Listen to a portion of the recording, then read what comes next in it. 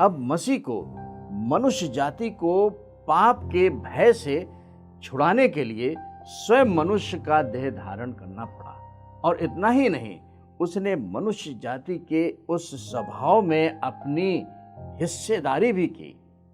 He partook the same nature। मनुष्य जाति के स्वभाव को, पाप के स्वभाव के साथ वो भागीदार बन गया, जुड़ गया, वो पाप की दशा में जुड़ा।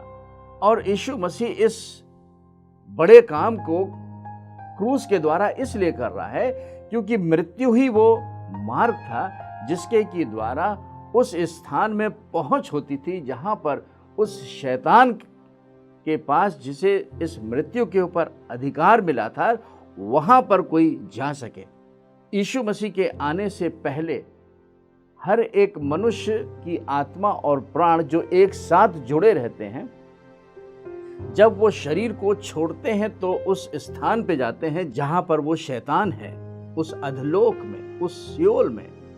इसलिए प्रभु यीशु मसीह ने हमारे पाप के स्वभाव को लिया, जिससे कि उस मृत्यु के मार्ग से होकर के वो शैतान के पास जा सके, जिसे अधलोक कहते हैं। और इस काम को पूरा करने के लिए यीशु मसीह मनुष्य जाति के साथ भागीदार हो गया, पार्टेक किया उसने। क्योंकि इब्रानियों की पत्री के 2 अध्याय के 14 पद के अंतिम हिस्से में इस प्रकार लिखा हुआ है, ताकि मृत्यु के द्वारा उसे, ये कौन है जिसे मृत्यु के ऊपर अधिकार मिला था, और ये मृत्यु जो है वो अलगाव को दिखाती है।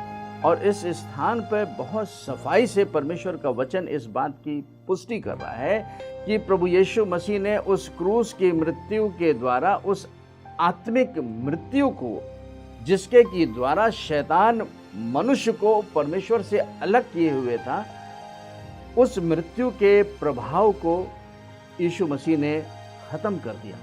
क्योंकि यही आत्मिक मृत्यु का जो प्रभाव है वही मनुष्य के शरीर पे पड़ता है और वही उसके अनंत काल की मृत्यु को निर्धारित करता है।